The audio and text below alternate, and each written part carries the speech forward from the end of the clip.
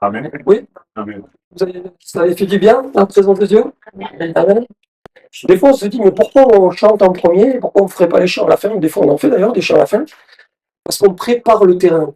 On prépare, on aplanit le terrain. Après, pour celui qui va apporter le message, eh ben, le terrain, déjà, il est préparé. Hein. C'est comme quand vous allez semer. C'est bien, enfin, c'est le temps maintenant, non? Ceux qui ont des jardins, hein. Vous allez semer. Ça fait un jardin? Ah, ta belle-sœur. Bon. Béni soit ta belle-sœur. Voilà, mais on prépare le terrain. Et là, ce qu'on a fait avec la louange, on a préparé nos cœurs, préparé le terrain. Amen? Il y a que moi qui l'ai préparé? Non. Amen. Donc le titre de ce passage, vous l'avez vu, c'est veux-tu voir le royaume de Dieu? Est-ce que vous voulez voir le royaume de Dieu? Amen. Quand vous serez là-haut, mais on peut le voir aussi, je crois, ici-bas. On me l'a dit, quand il y a des miracles, c'est comme si le royaume de Dieu là descendait. Moi, j'imagine que voilà, il envoie une bénédiction, Dieu, il envoie une bénédiction pour nous faire du bien. Donc il y a un peu plus d'un mois maintenant, on avait vu la première partie de ce message, intitulé Il faut naître de nouveau. Voilà, c'est une nécessité, c'est Jésus qui le dit, vous connaissez tous ce passage, enfin tous j'espère, toutes et tous, ce passage dans Jean chapitre 3, verset 1 à 29. Est-ce qu'il y a quelqu'un qui veut le lire? Quelqu'un qui a sa Bible, qui a pas la Bible? Ah ben Anna, tiens, je la vois tourner les pages. Jean chapitre 3, verset 1 à 21. Donc au verset 13, donc ça pose deux questions. En vérité, donc il répète deux fois, en vérité. Je te le dis, si un homme ne naît de nouveau, donc on lui parle de la nouvelle naissance, il ne peut voir le royaume de Dieu. Donc les deux questions, c'est qu'est-ce que naître de nouveau? On l'a vu l'autre fois, mais on va faire juste un résumé d'une minute, pour ceux qui n'étaient pas là. Et qu'est-ce que naître de nouveau? Donc pour être très simple et symboliquement, parce qu'il y a toujours une partie visible des choses et une partie invisible. Quand on prend le baptême, il y a la partie visible, tout le monde voit, il y a eu des baptèmes récemment. La partie visible, c'est on voit la personne qui est immergée, là c'était dans le jacuzzi, il n'y avait pas les bulles, mais si, il y en avait. Et ou alors c'était la bouche quand il... Voilà, donc il est symboliquement immergé et il renaît de nouveau, comme la maman qui, l'enfant, il est dans, tu connais bien ça, Christine, il est dans le ventre de sa maman, il est dans l'eau, et puis quand la maman elle perd les os, l'enfant il naît. Et symboliquement, c'est comme ça, c'est une nouvelle naissance. Voilà. Donc naître d'eau, c'est ça. On prend le baptême, on est immergé et on renaît. Et la deuxième chose, c'est que il est dit naître d'eau et d'esprit. Donc, qu'est-ce que c'est naître d'esprit? Comme Jésus, quand il a été baptisé par Jean le Baptiste, d'où son nom, il y a le Saint-Esprit qui est descendu sur lui sous la forme d'une colombe. Et donc, quand on est baptisé, on a mis bien sûr ça bien en règle, on a vu les pasteurs, il y a une préparation au baptême, etc. Bien sûr. Le Saint-Esprit vient faire sa demeure en nous. Je ne sais pas si on le réalise des fois, ou souvent, le Saint-Esprit, le même Saint-Esprit habite en chacune et chacun de nous. Si tu as décidé de prendre le baptême, le Saint-Esprit vient habiter en toi.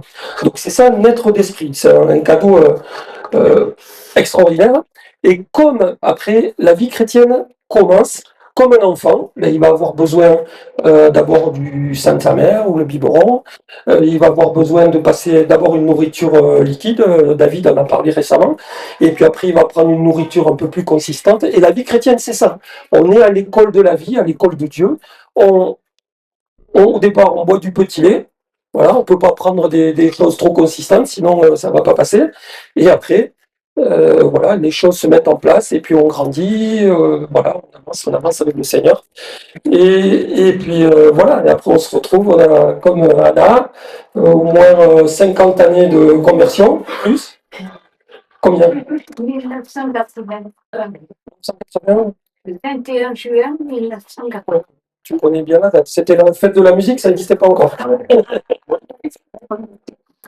Donc, vous avez compris, tout le monde a compris ce que c'est la nouvelle essence? Oui. Bon. La deuxième question, donc Jésus lui pose une deuxième question. Veux-tu voir le royaume de Dieu? Alors vous avez tous répondu oui, ou alors j'ai pas fait attention. Tout le monde, bien sûr, désire voir le royaume de Dieu. Donc on va définir qu'est-ce que le royaume de Dieu. C'est un grand sujet, on va dire, de la révélation divine, le royaume de Dieu. Donc j'ai pris quelques versets que je vous lis, ne cherchez pas, on va gagner du temps. J'ai pas regardé l'heure vers moi-même, d'accord, je vais aller une demi-heure. Le royaume de Dieu. Jésus vint en Galilée prêchant l'évangile du royaume de Dieu. Marc 1, verset 14. Il est parlé aussi du royaume des cieux. Jésus commença à prêcher et à dire « Repentez-vous, car le royaume des cieux s'est approché ». C'est la même chose, hein. Royaume de Dieu, royaume des cieux, le royaume du Père. Les justes resplendiront comme le soleil dans le royaume de leur Père. Matthieu 13, verset 43. Le royaume du Fils de l'homme, c'est Jésus. Quelques-uns ne goûteront point la mort jusqu'à ce qu'ils aient vu le Fils de l'homme venant dans son royaume. Matthieu 16. Le royaume de Jésus. Jésus répondit, mon royaume n'est pas de ce monde, mon royaume n'est pas d'ici. Jean chapitre 18. Le royaume du Christ est de Dieu. Aucun fornicateur ou impur ou cupide n'a d'héritage dans le royaume de Christ et de Dieu. Et enfin, la dernière référence, le royaume du monde de notre Seigneur et de son Christ est venu et il régnera au siècle des siècles. Et tout le monde sait dans quel livre ça se situe. Là, pour Apocalypse. Bravo, bon point.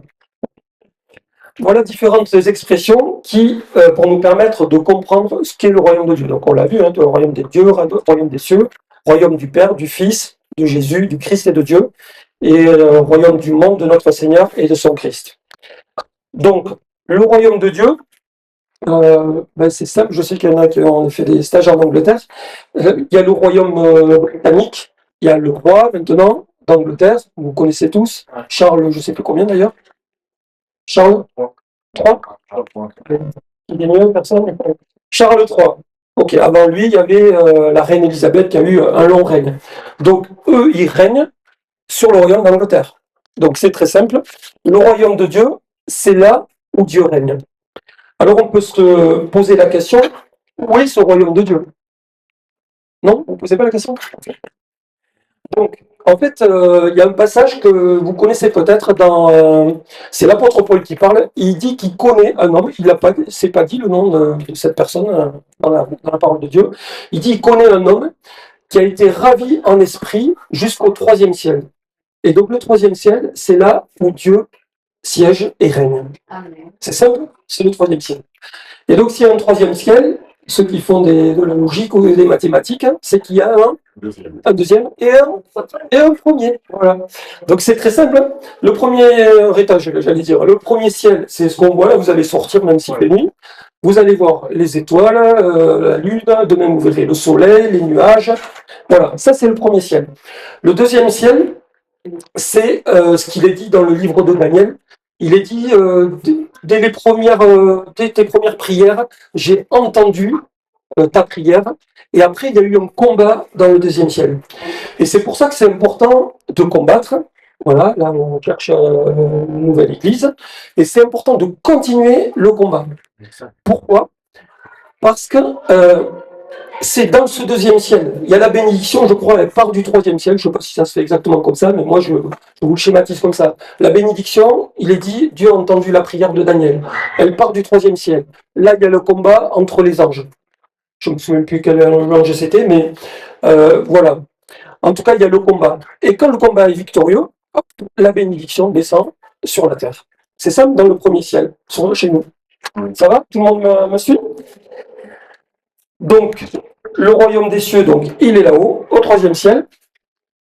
Et c'est ce que je disais aussi tout à l'heure, il y a toujours une partie comme le baptême, il y a la partie visible qu'on voit, la personne qui est immergée, et la partie invisible, c'est la déclaration devant les autorités, devant les principautés, où on déclare, en fait, maintenant, j'appartiens à Jésus. En fait, c'est ça qu'on dit quand on prend le baptême. Les pasteurs, ils posent des questions. Est-ce que tu crois que Jésus est mort pour toi? Est-ce que tu crois que la Bible est la parole de Dieu? Toute la parole de Dieu, rien que la parole de Dieu? Oui. Et quand tu réponds à cette question, et après, veux-tu suivre Jésus tout le reste de ta vie? Et donc, en général, on dit oui. Donc, c'est pareil. Il y a une partie visible et une partie invisible. Je passe ce micro. La partie visible, c'est ce que vous voyez. La partie invisible, c'est ceux qui ont créé le micro. Il y a eu différents matériaux, un moule, j'imagine. Voilà. Donc, il y a toujours une partie visible et une partie invisible des choses.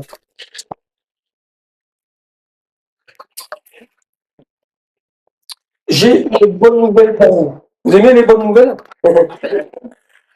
Voilà. on peut, ce qu'on disait tout à l'heure, voir le royaume des cieux descendre sur la terre.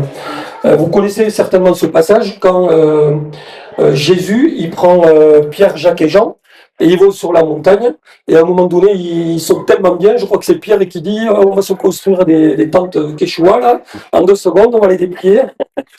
Et bon, je fais de la pub, je sais pas si c'est filmé. Bonjour.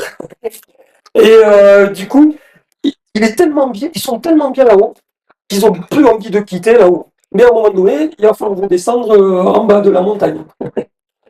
Ou alors, Jésus, il est dit aussi, il a été justement sur la transfiguré. Et même, c'est Moïse, quand il est monté sur la montagne, il est redescendu, il est dit que son visage, il rayonnait. Voilà. Et je crois que des fois, on ne doit pas le mesurer, mais il y a des gens, peut-être qu'ils nous prennent pour des fous, mais en tout cas, notre visage, quand on est rempli de la gloire de Dieu, on rayonne. On rayonne dans sa maison, on rayonne dans notre maison aussi personnelle, dans notre famille. C'est pas toujours facile. Moi, le premier, je vous le dis, je le confesse. Vous allez voir mon épouse, elle est par là, elle est au fond. On vous dira. Et ensuite, on rayonne auprès de nos collègues de travail, on rayonne auprès de nos voisins, on rayonne quand on sort, on rayonne, voilà, tout le temps, si on est bien éclairé.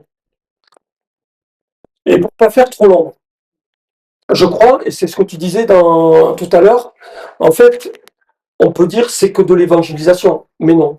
Pourquoi? Parce qu'on a tout le temps besoin de répéter les choses.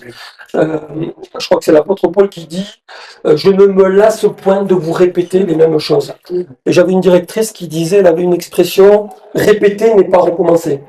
Et un autre directeur, il avait lu une autre expression, non, c'était elle qui disait la redondance est l'art de l'enseignement. Le fait de répéter. J'imagine que Patrick, avant d'arriver à produire des sons comme il le fait, il a dû répéter, oui. Ceci, pas vous contredire. Mais c'est vrai que des fois, Dieu nous donne un don, mais qu'il faut l'exercer et le mettre en pratique. Voilà. Et je crois que donc, ce soir, vous êtes assis sur des chaises. Oui? Tout le monde? Il y a combien de pieds sur votre chaise? 4. 4, c'est le chiffre de l'équilibre dans la Bible. Il y a 4 évangiles. Vous avez déjà posé la question pourquoi?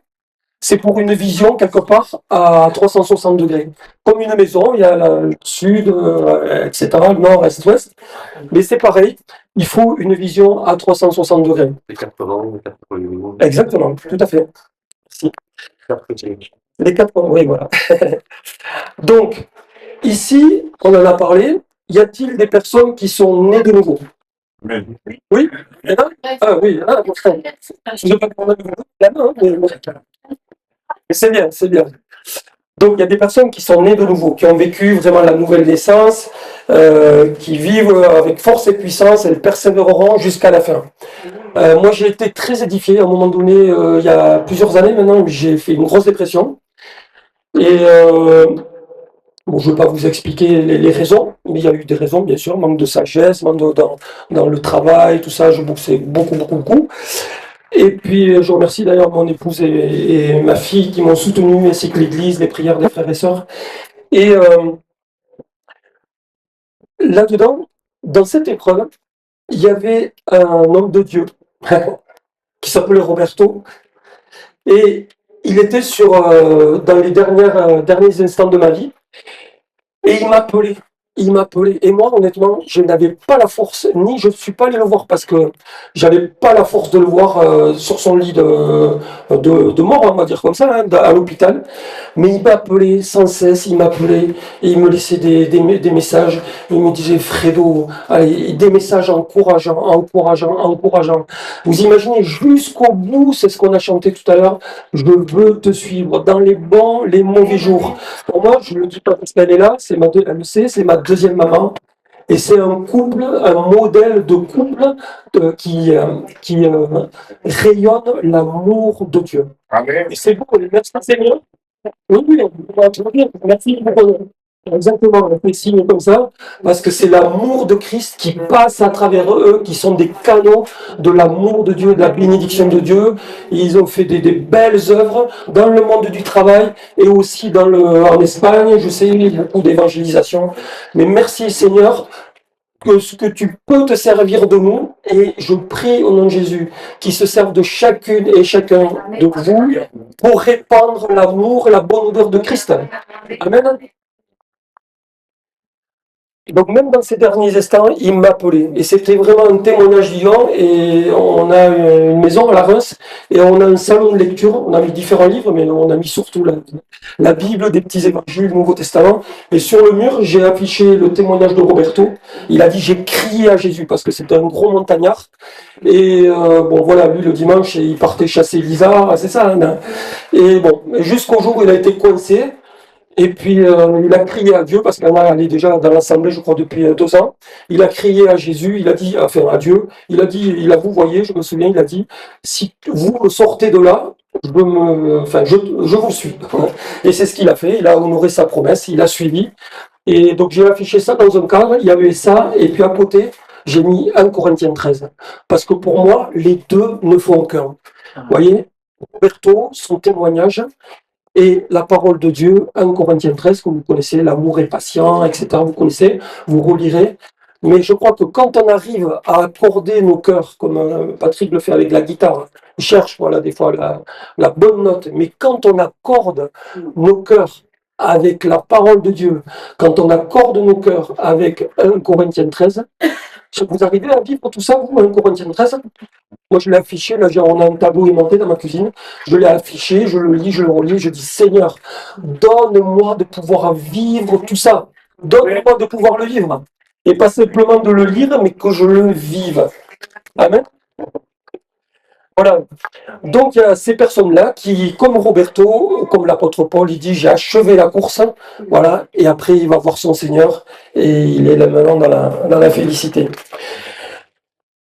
Ce que tu disais tout à l'heure, Benjamin, il y a des personnes qui sont nées de nouveau, enfin, elles ont pris le baptême, mais après, elles sont restées quelque part, David le disait aussi, des bébés spirituels. C'est-à-dire, elles sont restées au petit lait. Il faut toujours que les pasteurs viennent prier pour moi, pasteur, prier pour moi. Ces personnes, elles vont, et je le fais, il n'y a pas de souci, mais attention à ce qu'on prend comme nourriture. Elles vont sur Internet chercher les prédications, 1, 2, 3, 4, et en fait, c'est un cercle comme ça où on se nourrit, on se nourrit, on se nourrit, mais en fait, on se nourrit jamais soi-même. On est toujours au petit lait, c'est les autres qui viennent toujours nous nourrir. Vous comprenez ce que je dis? Donc, ces personnes-là, moi, il y a des personnes que je connais, je ne veux pas citer de nom, bien sûr, des personnes que je connais, ça fait des années, elles ont leur conversion peut-être des fois depuis 10 ans, 15 ans, 20 ans, 30 ans, et en fait, ça tourne en rond tout le temps, comme le peuple hébreu, là, ils ont tourné pendant 40 ans dans le désert, ils tournaient, et en fait, ils n'ont jamais vu la sortie. Mais c'est ça. Et c'est malheureux. Et merci Seigneur. Je le dis, merci Seigneur. Merci Benjamin et Manu d'avoir ouvert une église où on soigne les gens. Alors je dis pas, attention, je dis pas que dans les autres églises, voilà, attention, il faut de la mesure aussi, on ne soigne pas les gens. Mais je dis merci parce que c'est un ministère, je le crois, particulier. C'est ça que j'aime, vraiment, c'est qu'on prend soin des brebis. Alors c'est sûr qu'aujourd'hui, on est 60. Demain, je le crois, on va doubler. Rapidement, je le crois, au nom de Jésus, je le prophétise, au nom de Jésus. Mais il faudra que après, ça soit Patrick, après que ce soit Anna, que ce soit Célia, que ce soit toi, après qui vont aider, accompagner les autres. Et c'est pas le pasteur qui va tout faire, ou Manu. Et aujourd'hui, souvent, ils font beaucoup. Quand on lève la main pour aller chercher Rosita, pour faire ci, pour faire ça, il faut pas que ce soit toujours les mêmes. Et l'amour de Christ nous pousse à servir. Amen. Vous voyez, à dire oui. Et des fois, il faut se forcer. Il faut se forcer. Il faut forcer sa nature charnelle. Oh ben non, j'ai pas envie, c'est trop loin, ça fait trop de kilomètres. Et maintenant qu'elle habite encore plus près, des fois tu viens pas à la réunion parce qu'il n'y a personne qui a été la chercher. Je me dis, mais comment c'est possible? Quand tu habitais à la Reims, c'était des fois plus facile, tu venais plus souvent. Voilà, je prends c'est un exemple, bien sûr, et loin de moi de vous culpabiliser. Mais c'est pour vous faire réfléchir. Parce que des fois, on a besoin, alors quand on est rempli de l'amour, on a envie de faire des bisous à tout le monde, on a envie de prendre dans les bras, voilà, tout en mesure, bien sûr. Mais ce que je veux dire, des fois, il faut se forcer. Moi, j'ai fait, depuis l'âge de 5 ans, j'ai fait des compétitions. Je peux vous assurer, des soirs, je finissais mon boulot 20h, 20h30, j'avais l'entraînement à 21h. Des soirs en plein hiver, j'avais pas envie. Ou même là, sur ceux qui jouent au rugby, au foot en plein hiver, je pense qu'ils n'ont pas envie d'aller se mettre dans la gadoue par terre. Mais il faut se forcer. Et si on s'entraîne pas, le match le dimanche, ça va être compliqué. Déjà, l'entraîneur, il va peut-être dire, bon, toi, t'es pas venu cette semaine, tu restes sur le banc, là, à cirer le banc. Donc, il y a des personnes comme ça qui ont pris le baptême, mais qui sont restés comme ça, coincés, ou qui sont encore coincés pendant des années. Et on a besoin que le Seigneur, excusez-moi l'expression, nous décoince, déverrouille ce qui est coincé en nous. Ça va être peut-être, je sais pas, une addiction, ça va être peut-être ta doctrine finalement, parce qu'elle n'est pas dans toute la vérité. Jésus il disait tout à l'heure, en vérité, en vérité. Parce qu'on peut aller dans des églises, il y a beaucoup d'églises, mais est-ce qu'il y en a qui vivent, alors j'espère que oui, il y en a beaucoup qui le vivent, mais est-ce qu'il y en a qui vivent et qui laissent ce que tu dis souvent, la place au Saint-Esprit, dans la liberté du Saint-Esprit, toute la liberté. Parce que je le dis souvent, même Jésus, quand il est parti au désert, la Bible dit, donc là, le Saint-Esprit a la nouvelle essence, il vient habiter en nous. Amen. Quand on a des épreuves, des difficultés, le Saint-Esprit est avec nous. On va dire qu'il nous prend comme ça dans ses bras. Il est avec nous. Et on ressent la présence, on ressent les prières des frères et sœurs. Mais à un moment donné, il est dit, il y a le Saint-Esprit qui est sur Jésus. Vous voyez, c'est comme un vêtement, là, c'est comme si je prenais ma cape de Superman, ou Super Jésus, je préfère dire. Vous voyez, c'est le Saint-Esprit sur nous. C'est ce qu'on a dit tout à l'heure. Quand on est rempli du Saint-Esprit, là, ça déborde. Et quand ça déborde, ben, si je déborde là, ma rivière déborde. Ça va déborder ici. Si elle est encore plus forte, ça va déborder jusqu'à Jack, jusqu'au fond, jusqu'à Rosita. Voilà. Vous comprenez l'image? Le Saint-Esprit en nous, le Saint-Esprit avec nous, et le Saint-Esprit sur nous. Alors, je ne sais pas dans quelle dimension vous avez envie de vivre. Dans toutes les dimensions, aucune seule. Mais il y a bien des églises qui ne vivent que la première dimension. Voilà. Ils ne pratiquent pas le parler en langue ou ils le mettent de côté. Et le Saint-Esprit aussi, on peut le mettre de côté. On en a parlé l'autre jour. Dans une maison, si tu dis, ben, écoute, Saint-Esprit, toi, c'est juste dans la salle à manger, là, et après, bon, la chambre, non, tu n'y rentres pas, la salle de bain non plus, le grenier, non, non, parce que là, c'est le fouillis. Vous comprenez ce que je veux dire? Donc ça, c'est la deuxième catégorie de personnes. On a vu la première, donc ceux qui persévèrent jusqu'à la fin, ceux qui ont pris le baptême, mais qui, tournent en rond, tournent en rond, tournent en rond. Et je prie Dieu qu'après peut-être cette parole, vous veniez pour ne plus tourner en rond, comme des coinces, des choses qui sont là depuis peut-être des années. Et parfois, c'est juste la parole de Dieu qui est proclamée et qui permet de libérer. Dire, oh, mais oui, c'est ça. J'ai compris. Moi, un jour, on m'a expliqué la parabole de la dame là, qui vient ramasser les miettes, qui dit à Jésus, Jésus lui dit, je suis pas venu pour enfin, je suis venu en gros que pour les Juifs. Et cette dame, elle dit, moi, je ramasserai les miettes qui tombent de la femme. Vous imaginez quelle humilité pour cette femme. Et un jour, mon ancien chien, pas le blanc là que vous voyez, mon ancien chien, un jour, on m'a expliqué, oui, d'accord, mais j'avais compris que d'une manière intellectuelle. Et un jour, après le repas, je vois mon chien, il ramassait toutes les miettes avec sa langue, là. Et donc, là, j'ai réalisé, j'ai dit, mais Seigneur, mais oui, c'est ça, c'est comme si j'étais, entre guillemets, un chien. Bien sûr, c'est un exemple, hein. Dieu ne nous traite pas comme ça, bien sûr, il nous aime, on est la prunelle de ses yeux. Mais en fait, c'était ça, cette femme, elle s'abaissait comme un petit chien là, qui vient ramasser. Et est-ce qu'on n'a pas besoin, des fois, de dire, Seigneur, mais moi, même juste, je veux être le dernier à rentrer dans le royaume des cieux, mais peu importe, tu fermeras la porte derrière moi, je serai dans ton royaume. Amen. Est-ce que vous voulez être dernier, avant-dernier, premier, peut-être? Gloire à Dieu, hein, si Dieu se sert de vous, peut-être devant l'apôtre Paul, je ne sais pas. Je ne pense pas qu'il y ait un classement dans le ciel. Ah. Mais Dieu, il est dit, il va récompenser quand même. Il y aura des récompenses. Et les pasteurs, enfin, et ceux qui apportent la parole, on sera jugé plus sévèrement. Et Benjamin le rappelait l'autre jour, on avait fait une réunion.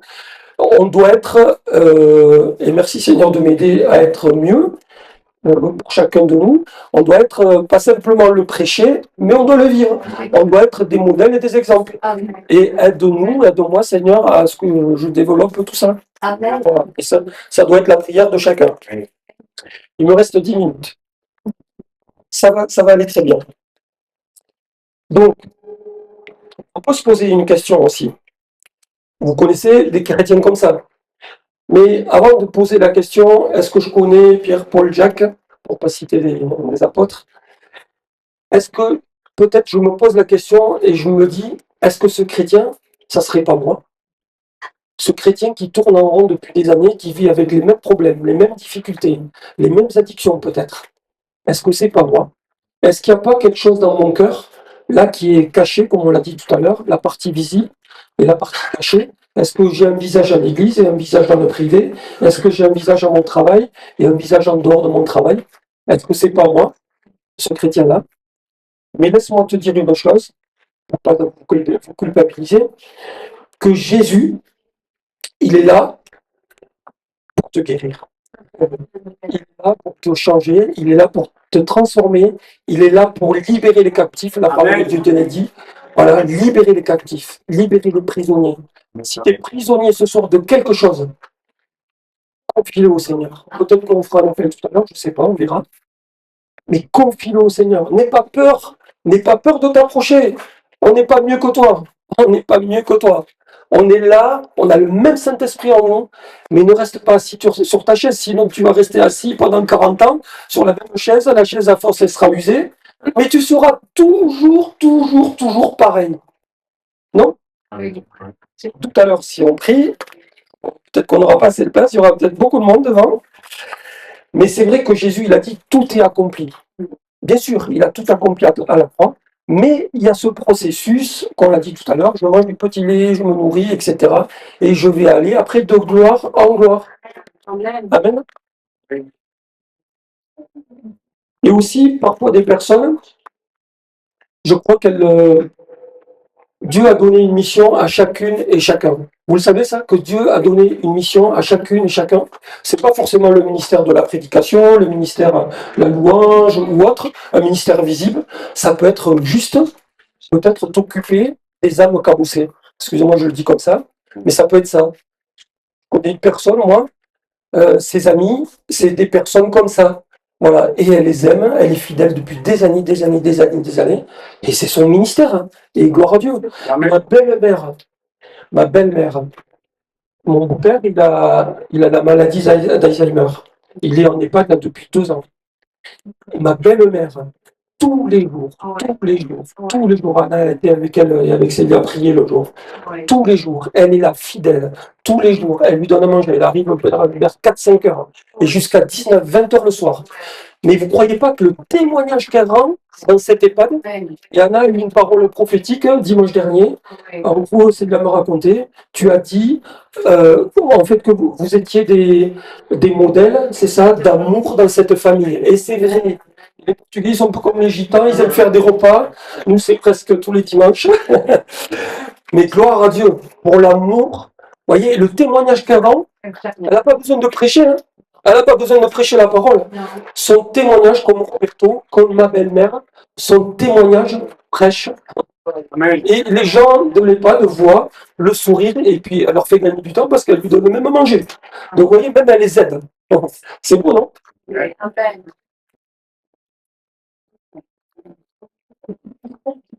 Le troisième type de personne, c'est le religieux. Tu l'as vu, Anna, c'est Gamaliel, c'est l'apôtre Paul, avant de se convertir, c'est Saul de Tarse, voilà, qui persécutait les chrétiens. Ça, c'est le troisième type de personne. Le religieux, il a ses convictions, il a sa doctrine, il ne veut pas en changer. Et l'apôtre Paul, heureusement qu'il y a Jésus là sur le chemin de Damas, qu'il a fait tomber de son piédestal quelque part, il était sur son cheval, Et lui, Jésus, il était sur un âne quand il est rentré à Jérusalem. Et lui, il était sur son cheval. Vous voyez? Et Jésus l'a fait tomber. Mais là, qu'est-ce qu'il a dit? Il a dit, qui es-tu? Qui es-tu? Et il a dit, je suis Jésus que tu persécutes. Et l'apôtre Paul qui était, c'est ce qu'on disait tout à l'heure, du persécuteur qu'il était, du religieux qu'il était. Allez, 360 degrés, 180, comme vous voulez. Et après, c'était plus le même. Vous imaginez? Et il est resté aveugle symboliquement aussi pendant 3 jours, comme Jésus 3 jours au tombeau, etc. Et après, il y a des écailles qui sont tombées de ses yeux. Et je crois que des chrétiens, et je le dis pour moi aussi, hein, s'il y a encore des écailles devant mes yeux, Seigneur, que ces écailles elles tombent. N'aie pas peur de faire tomber les écailles de Dieu, de dire Seigneur, oui, je te connais, je sais qui tu es, Jésus, je sais ce que tu as fait pour moi, mais je prie, Seigneur, que tu fasses tomber les choses, les barrières, les forteresses, les murailles d'incrédulité, les murailles de religiosité, les murailles du manque de foi, les murailles de la peur. Tu t'inquiètes pour tout, tu vois, tu as peur. Oh, tu as peur, voilà. C'est pour quelqu'un, pour plusieurs personnes, je le crois au nom de Jésus. Voilà, la peur, c'est quoi? Un manque de foi. C'est le contraire de la foi. Si tu dis, Seigneur, je sais pas, je vais prendre un exemple pour pas viser personne, donne-moi une voiture, donne-moi une Porsche. Et puis si après ta prière c'est oh ouais mais bon Seigneur la Porsche c'est quand même cher, là tu comprends j'ai pas de garage Porsche à proximité, elles sont toutes je sais pas noires alors que moi je veux une voiture blanche. Est-ce que c'est la foi ça? Non, c'est pas la foi. La foi c'est de dire ok ben moi Seigneur si tu veux me donner une voiture une Porsche je la prends hein. Une Porsche Cayenne peut-être je la revendrai pour faire autre chose. Un petit exemple. Comment? Je vois quelqu'un parler. Un petit exemple. J'ai une sœur, elle est venue me voir un dimanche, elle m'a dit, écoutez frère, j'ai rêvé que vous aviez une grande voiture blanche, elle me l'a décrite avec des belles formes, etc. Et j'ai dit, bon, c'est gentil, mais elle me dit, je vous voyais dans un garage. Alors je lui ai dit, écoute, ma sœur, je suis allé dans un garage cette semaine pour la Twingo 3 de Célia. Elle n'est pas blanche, elle est noire. Et moi, j'ai dit, après je suis sorti, j'ai dit, écoute, en plus, c'était pas un rêve, hein, c'était vraiment en prière, elle a eu cette vision-là. Et avant que je suis sorti de l'église, j'ai dit, Seigneur, si tu veux, donne-moi cette voiture.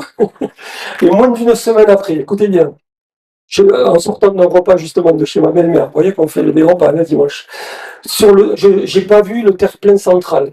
J'ai explosé le dessous de la voiture, tant et si bien qu'on m'a dit, bon, la voiture, c'est bon, tu peux la mettre pas au garage, mais à la décharge. Ok. Et puis là, pendant, je sais pas, une semaine, je suis parti au travail en vélo. Et puis, je vous donne cet exemple, et puis après, je conclue. Mais pour vous dire comment Dieu est grand. Je suis parti en travail en vélo, et puis là, je passe par derrière la zone industrielle pour pas prendre la nationale. Et là, je me souviens que j'ai une ancienne collègue de travail qui travaille au garage Citroën. Oh, je me dis, oh, mais je vais aller voir Jonah. Je vais voir ma collègue, elle vendait que des voitures neuves. Et puis elle me dit, mais écoute, bon, elle me pose des questions, un peu le budget, tout ça. Et elle me dit, écoute, par contre, j'ai un gars là qui va te plaire parce qu'il est carré, et tu vas voir, il va bien s'occuper de toi. Donc je vais voir son collègue, et il rentre dans sa bécane toutes les données. Alors moi j'ai dit, je voulais pas de noir et tout ça. Hein, donc, et puis il rentre toutes les données, et il sort une seule voiture, la voiture que la sœur elle avait vue dans son rêve, la voiture blanche, et moi je voulais pas du blanc, mais je dis Seigneur, tu me donnes celle-là, je la prends. Elle a du noir et du rouge, je la prends. Je dis merci Seigneur. Et même avant le mariage, c'est là mon regard comme ça. Avant le mariage, sa mère, elle était d'un tel bon témoignage elle faisait les ménages chez un colonel en retraite. Je vous donne juste cet exemple-là, et je conclue. Elle était d'un tel bon témoignage que quand il est décédé, la famille a dit, il y a une voiture dans le garage, elle avait 8000 km. Et moi, ma prière, c'était Seigneur, on va fonder une famille, il nous faudrait une voiture plus grande. Moi, j'avais une Super 5 à l'époque, rouge. Et la famille a dit, bah, écoutez, on vous donne la voiture à sa mère, et la carte grise nous a coûté plus cher que le prix de la voiture. Je crois qu'on l'a payé 100 francs, quelque chose comme ça à l'époque. Et la carte grise a dû nous coûter, je sais pas, 180 francs à l'époque, on était encore enfant. On est vieux. Vous comprenez ce que c'est la gloire de Dieu? Quand on laisse, je dis Seigneur, vas-y, comme un petit enfant, la foi d'un enfant, Seigneur, vas-y, envoie ta bénédiction. Et le quatrième type de personne, on va dire, et je conclus, peut-être que tu n'as jamais entendu parler de Jésus. Il faut quand même le faire hein, aujourd'hui, si tu n'as jamais entendu parler de Jésus. Mais peut-être que tu ne connais pas le vrai Jésus, parce qu'on parle du petit Jésus là qui est là dans la crèche, là, mais c'est pas de celui-là, enfin bien sûr, il est né dans une étable, etc. Bien sûr. Mais moi, enfin, nous, on veut te parler du grand Jésus. Amen. Celui qui est mort sur la croix, celui qui est descendu, on le dit tout à l'heure, de son ciel de gloire sur la terre pour être dans la condition d'un homme, pour souffrir, pour être avec les hommes, partager le repas, partager le quotidien. Des fois, il n'avait pas un endroit où dormir. Et c'est de ce Jésus-là, si tu n'as jamais entendu parler de ce Jésus-là, ou si ton Jésus à toi, tu l'as peut-être mis dans une boîte, moi, je ne veux pas que ça dépasse, je ne veux pas que ça déborde. Moi, le Saint-Esprit, non. Le parler en langue, non. Moi, les miracles, non. Moi, les trucs de foufou, non. Moi, je sais, Seigneur, les trucs de foufou, vas-y, les miracles, vas-y, le parler en langue, vas-y, c'est écrit dans la parole de Dieu, et on veut vivre tous la parole de Dieu. Alors, bien sûr, le foufou, je m'entends, hein. Même si je suis des fois un peu trop foufou, mais le cheval fou, il m'appelle David. Je me soigne. J'essaye, moi. J'écoute aussi ce qu'on me dit.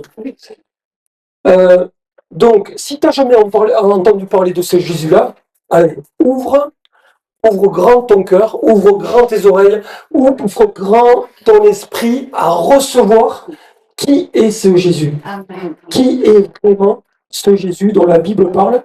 Et si tu lis dans la Bible, on dit des fois, ah oui, mais Dieu est souverain. Si tu n'as pas été guéri de ta maladie, c'est parce que Dieu est souverain, c'est qu'il veut que tu restes dans la maladie. Vraie doctrine ou fausse doctrine? Oui, Dieu est souverain, bien sûr. Mais vous, parents, quand vos enfants ils sont malades, vous avez envie qu'ils restent malades? Mon soeur m'a confié que son enfant était malade, là. On a prié. Voilà. On n'a pas envie. Jésus, il est dit, il guérissait les malades. Amen. Tous ceux qui sont venus, et je conclus, tous ceux qui sont venus, là, les 10 lépreux, il les a tous guéris. Et il y en a un qui est venu le remercier. Oui, oui. Mais autrement, les autres, ils ont été guéris. Jésus guérit les malades. Si tu es malade de corps, il veut te guérir ce soir. Si tu es malade dans ton âme, il veut te guérir ce soir. Amen. Amen. Il y a un chant qu'on a chanté à la marche pour Jésus. Je veux conclure avec ça. C'est plusieurs fois que j'ai dit ça. Hein. Mais bon, là je suis à 35. Ok. J'ai déjà dépassé de 5. Pardon. Comme certains que je connais.